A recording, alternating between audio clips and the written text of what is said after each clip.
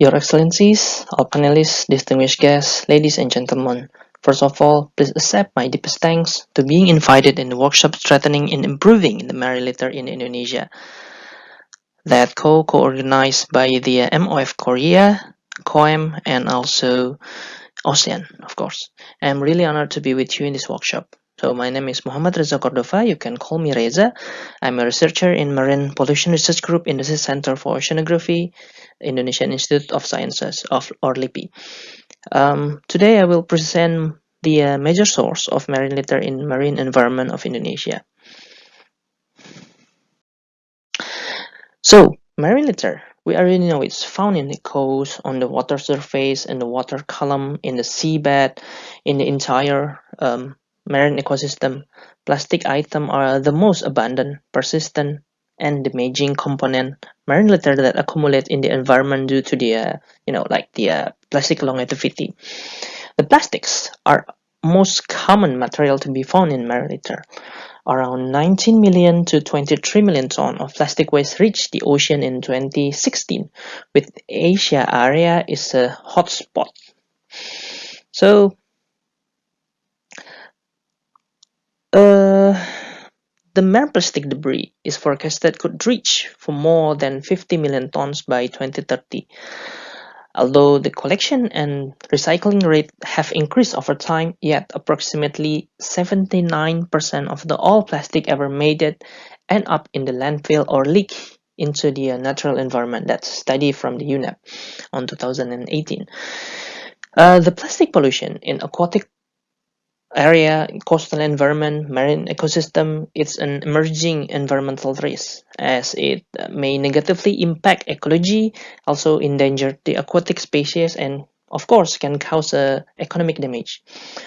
To better quantify the global plastic pollution transport and to effectively reduce the source and the risk through understanding of origin, transport, fate, and effect of a riverine and also marine ecosystem of the plastic is really crucial. So, the marine plastic litter has emerged to critical issues in the term of scientific research. We recognize that observed low rate of the marine litter publication within the Asia's region have remained low to compare with uh, the other region such as the Africa. I mean, the lack of the studies of the plastic debris in Asia is similar to Africa, Antarctic area, and also Arctic and Antarctic region. So, as you may see from this table, furthermore, the few data in the few countries have been reported. From 2017 until 2020, there are total 145 scientific publication concerning the marine plastic debris in ASEAN country. So if we compare the ASEAN country compared to Japan, South Korea, or China, that three countries have published research in the full range of possibility of research area. The litter emission come from diverse land-based or sea-based sources, such as the urban areas, tourism, fisheries, shipping, aquaculture, agriculture, and the other activities. So the litter can enter the environment directly, for example, from the loss of the fishing gear, cigarette butts, or by the sewage system, or by the run-off outlet from the urban areas, or coming from the landfill leachate. So all of those litter in here, we already know that the river in here, known as really crucial role in transporting land-based plastic waste to the world ocean. Vega on 2016 reported large quantities of litter that are transported from the land to the sea by the river. UNEP also mentioned that 80% of the source of marine litter is from the river. So So how to see the litter from the river? So there's a several methods to do the monitoring plastic pollution in the river. One of them is the active sampling that is can like it's the most and straightforward approach to the study of riverine pollution. The typical example of an active sampling method can include the use of the nets that deploy from the boats or the bridge, for example, like this. So we can also collecting the debris in the riverbanks or the beach of the river, or taking the sediment sample in the river itself. So the riverine plastic debris sample can be used to study the typical composition, the mass or the size distribution, or we can see also the degradation rate of the litter, and also, of course, to identify all of the item that separate into several categories.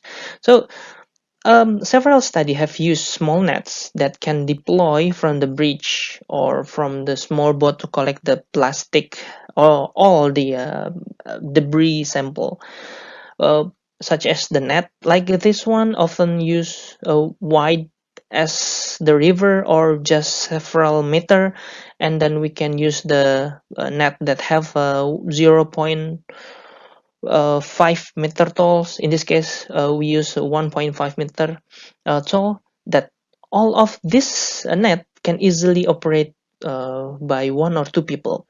This allows to the frequent or flexible measurement at the different location across the river width. So depending on the plastic concentration and research focus, the nets with the varying mass size can be used. So please let me show you about the result of the our 13 months monitoring land derived debris in to Jakarta Bay.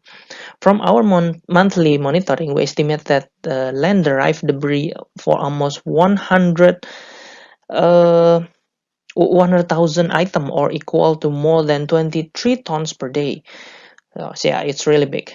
It's found that the plastic from these 9 rivers are the most common debris that entering Jakarta Bay, comprising for more than 50% by abundance and more than 35% by weight of the total debris that we collect. The field monitoring in the debris release, they estimate, I mean the plastic debris, not the all just the debris, but just the plastic debris, we estimate that 8.3 ton per days from the 9 river outlet. So it's really big. But if we compare with the modeling, it really mean that it's 8 until 16 times less than the global model estimation.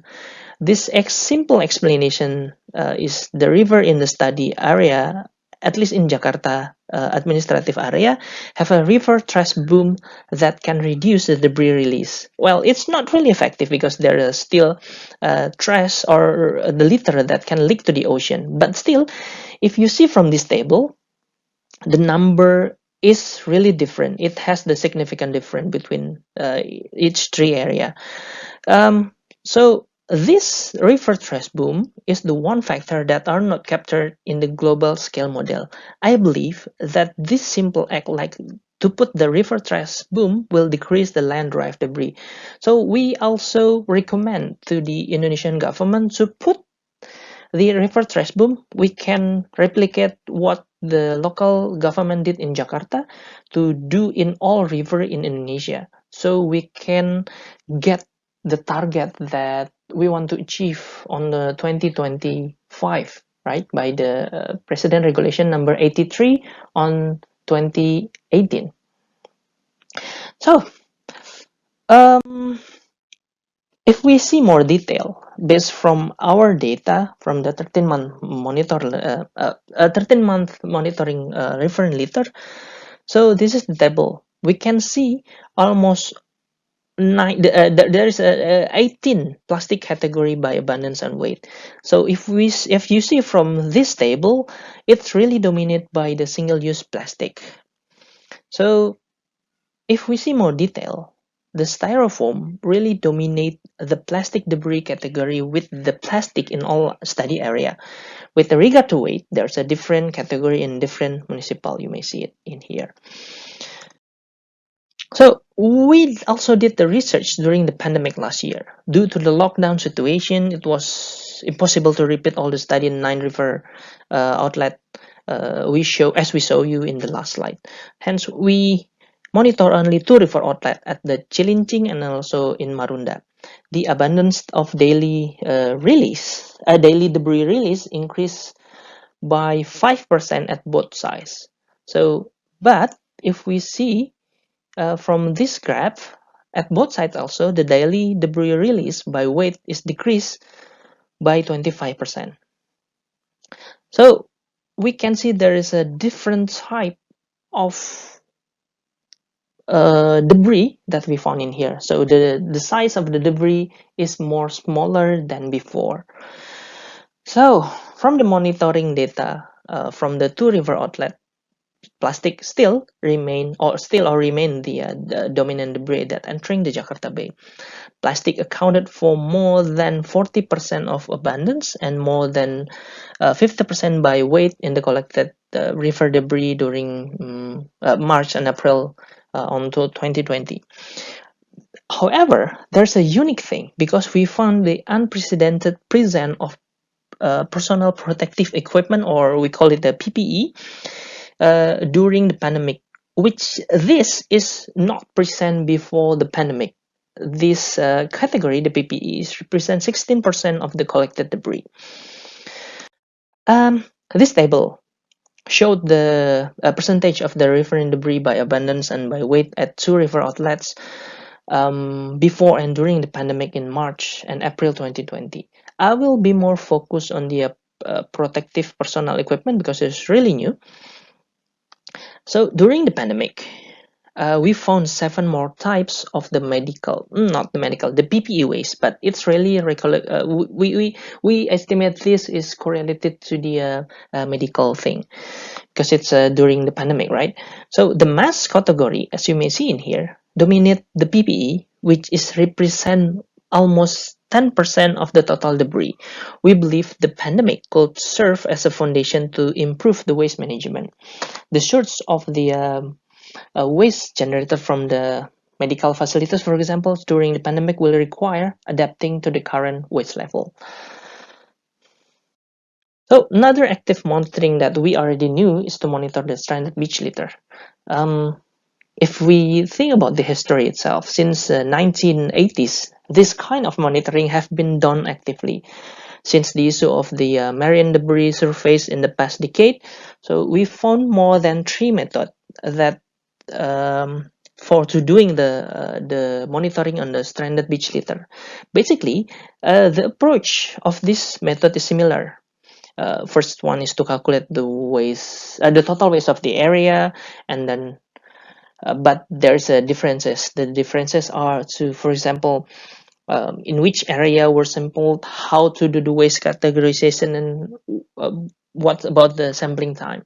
The challenge is to do the periodical observation due to the limits of the staff capacity. Right, for example, in Indonesia, we don't have enough staff to do this.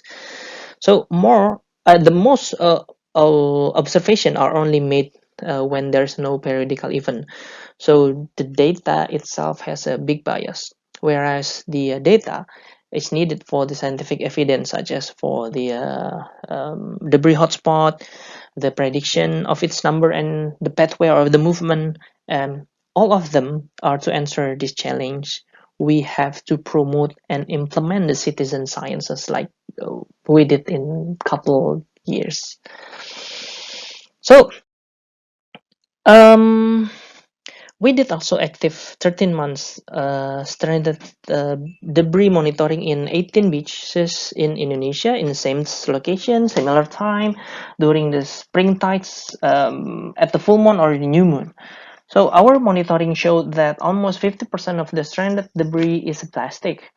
There are, as you may see from this, there are five coastal areas with the most plastic debris. We can call it in Padang, in West Sumatra, Makassar in South Sulawesi, Manado and Bitung in North Sulawesi, and also in Ambon in Maluku.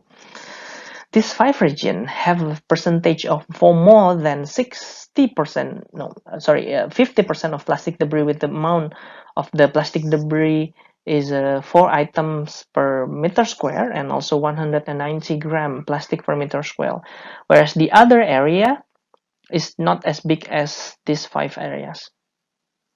The plastic debris predominantly found in the entire region, and the 18 observation location are the single-use plastic debris, such as the plastic bag, the straws, cigarette butts, and also the styrofoam. So we also combine the stranded beach litter monitoring by releasing drifter and also using the numerical modeling. So in this case, we use the Jamstack OFS2 modeling method to see the pathway of the debris itself. So we found that the most of the particle from Jakarta Bay, for example, like in here, will be heading toward to the Indian Ocean in all season.